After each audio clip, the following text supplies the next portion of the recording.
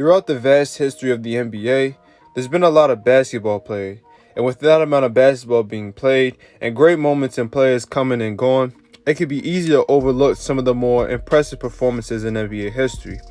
more specifically in the NBA playoffs. And today, I wanted to talk about a topic that has piqued my interest for quite some time now. And the topic that I've decided to discuss is the 2005 NBA Finals, in which the San Antonio Spurs, led by Tim Duncan, would match up against the defending champion Detroit Pistons, led by Ben Wallace, Chauncey Billups, and a slew of other great players. The reason I wanted to talk about this series is because I feel like this series is vastly overlooked, even though throughout the 5 championships that Tim Duncan and the Spurs would end up winning, this was the only series that went to 7 games and where the Spurs honestly had a legitimate shot at losing the series. But more interestingly, the reason why the Spurs won this series didn't really have as much to do with Tim Duncan as most would believe, since he won Finals MVP, because for those who don't know, Tim Duncan for the series would only end up shooting 42% from the field. But the two unsung heroes of this series have to be Robert Horry and Manu Ginobili, as I honestly believe that without the contribution that these two made throughout the entire series, and honestly the entire playoff run, Tim Duncan and the Spurs may have only 4 championship rings. To start off though, I do want to take a deeper dive into where both teams were at going into this series, and why this championship was a bit more pivotal than some people would make it out to believe. So heading into the 2005 season, the West was pretty much wide open after the Los Angeles Lakers and the Sacramento Kings had both disassembled their teams, with Gary Payton, Shaquille O'Neal, and Chris Webber heading to the Eastern Conference. Karl Malone, after playing his 19th season, decided to call it a career, and Vlade Divac going back to the Lakers for one more season before eventually retiring at the end of the 2005 season. Still though, in the West, you had teams like the Seattle SUPERSONICS, the Houston Rockets, and the Denver Nuggets in the championship hunt. But by far the teams who were the favorites in the West that year were the Spurs themselves, along with the Dallas Mavericks led by Dirk Nowitzki, and the newly formed Phoenix Suns, who had just acquired Steve Nash during the offseason. And at this point in the franchise's history, they had already won 2 championships, and even though David Robinson had just retired, they obviously still had a prime Tim Duncan to lead the way. However, there were some bright spots on this team outside of Tim Duncan, and like I alluded to earlier, 2 of those players were Manu Ginobili and Robert Horry. Now at this point in his career, Robert Horry was definitely slowing down, as he was 34 and more of a veteran presence. However, as many are aware, Robert Horry is still one of the clutchest players in NBA history, and having him to space out the floor was definitely not a bad thing at all. Oh, and did I forget? Robert Horry at this point in his career was a 5-time NBA champion. So again, that type of experience and pedigree was definitely going to come in handy if the Spurs were looking to add another banner into their rafters. Then there's Manu Ginobili, who was entering his 3rd year in the NBA, and after coming off a very impressive 2nd year where he didn't really get to start that much, Greg Popovich decided to move Ginobili to the starting lineup permanently. With this role, Ginobili took advantage and averaged 16 points, stealing a half, 4 assists, and 4 rebounds, while shooting 47% from the field, 37% from 3, and 80% from the free throw line. And for his efforts, Ginobili was rewarded with his first of only 2 All-Star appearances throughout his career. Now for the opposing side, we have the Detroit Pistons, who were coming off one of the most memorable seasons in NBA history, as they surprised everyone and beat the Los Angeles Lakers to win their 3rd championship in franchise history, while also becoming the first team to win a championship without featuring an All-Star on their roster. And after finishing the season 54-28, they made their way to a 2nd straight finals appearances, hoping to recreate the magic of the year before. Back over in the West, meanwhile, the Spurs, like I mentioned, were looking to capture their 3rd title in franchise history. And as I stated before, this was the season in which Ginobili really broke out and showed the league the type of player he'd be for the rest of his career. As for the entire playoff run leading into the NBA Finals, Ginobili was playing amazing.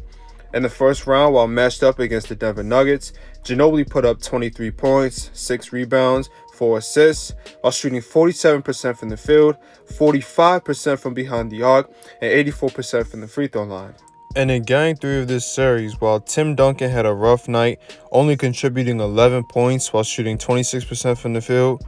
Both Robert Horry and Manu Ginobili would lead the way, with Ginobili dropping 32 points and 9 rebounds while shooting 47% from the field, 50% from 3, and going 10 for 13 from the free throw line, while Robert Horry would notch 13 points while shooting 45% from the field and 40% from behind the arc, both being the leading scorers for the Spurs that game, but more importantly, leading them to the 86-78 victory, doing all this while coming off of the bench. The closeout game of this series should also be noted, as even though Tim Duncan had a solid game, especially on the defensive end as he would record 5 blocks, Ginobili and Robert Horry still came to play.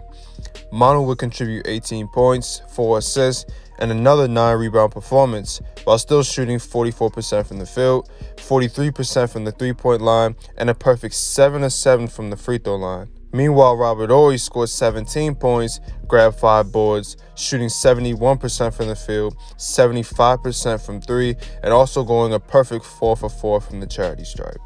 Then in the next round against Seattle, Ginobili would put up 20 points, 5 rebounds, and 4 assists, while shooting 57% from the field, 55% from 3, and 74% from the free throw line, which are really good stats, but just to show you how good Ginobili was in that series, in a pivotal Game 5, where if the Spurs lost, then they'd have to go back on the road and try to force a Game 7, Tim Duncan only managed to put up 20 points while shooting 43% from the field. However, Manu Ginobili came to play, as he dropped 39 points while shooting 66% from the field, 66% from behind the arc, and going 15 of 17 from the free throw line, leading the Spurs not only to win the game, but the series, and would end up matching up with the number 1 seeded Phoenix Suns in the Western Conference Finals. And in the Conference Finals, Ginobili would once again come to play, averaging 22 points, 6 rebounds, and almost 5 assists while shooting 49% from the field and 39% from behind the three-point line. The Spurs would beat the Suns in 5 games and match up with the Detroit Pistons in the NBA Finals. And this is where things get really interesting, because in Game 1, Tim Duncan played fine, while Ginobili had another really good game, but it's after this game which leads me to have the ideology that I do. Because in Game 2, Tim Duncan in the second half only made 1 field goal and only scored 4 points. However, Manu Ginobili would step up and lead the team in the second half, dropping 15 points, shooting 9 of 11 from the free throw line, and leading San Antonio to a 2-0 series lead. Then in Game 3, Tim Duncan underperformed yet again, shooting 5 of 15 from the field. However, I do want to tell the whole story, as Ginobili had a very bad game as well, only dropping 7 points and turning the ball over 6 times, as the Spurs would lose by 17. Then we get into Game 4, and yet again Tim Duncan is nowhere to be found, as he only shot 29% from the field, while the Spurs got blown off of the floor. And you would hope that after 3 bad games, Tim Duncan would start to turn it around and help guide his team to a win, but no. In the now infamous Game 5, while he did shoot 45% from the field, Tim Duncan from the free throw line was horrific, shooting 4 for 11 from the free throw line, and more specifically in the fourth quarter, only going 1 for 7 from the line. But even with that performance, the Spurs were still in the game thanks to one Robert Horry,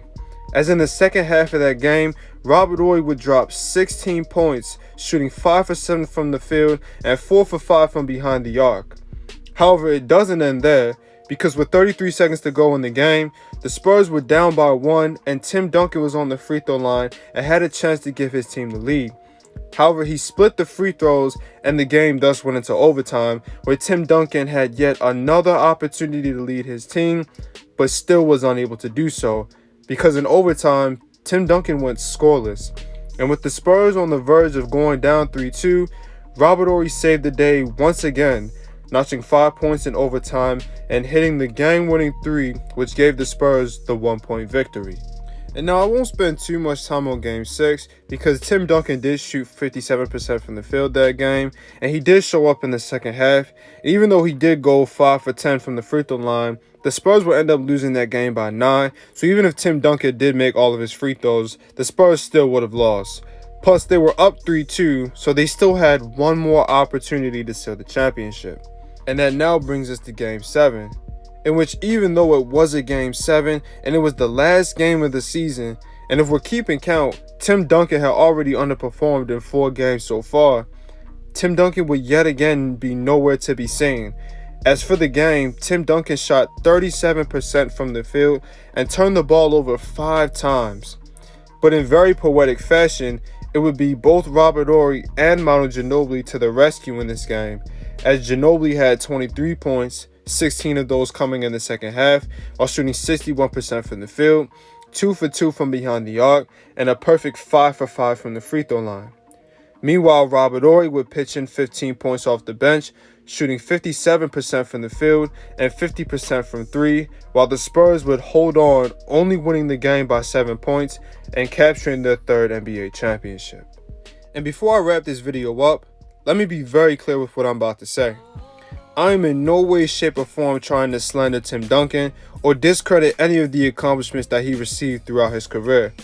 However, I did just want to give attention to 2 performances that I believe were pivotal enough that if they were not present, Tim Duncan's legacy would be completely different. Because even though I think that the idea that Tim Duncan had quote-unquote too much help throughout his career is completely stupid and just idiotic, I still find it funny that people will say that, but when discussing some of the better players from this time period, rarely do I hear Manu Ginobili, and even Tony Parker's name for that matter, brought up in those conversations. And in my opinion, Manu Ginobili and Robert Horry, for their heroics throughout this entire playoff run, did indeed save Tim Duncan in 2005. And with that being said, I thank y'all for tuning in. Let me know what you thought about the video in the comment section, and I'll see you guys in the next video.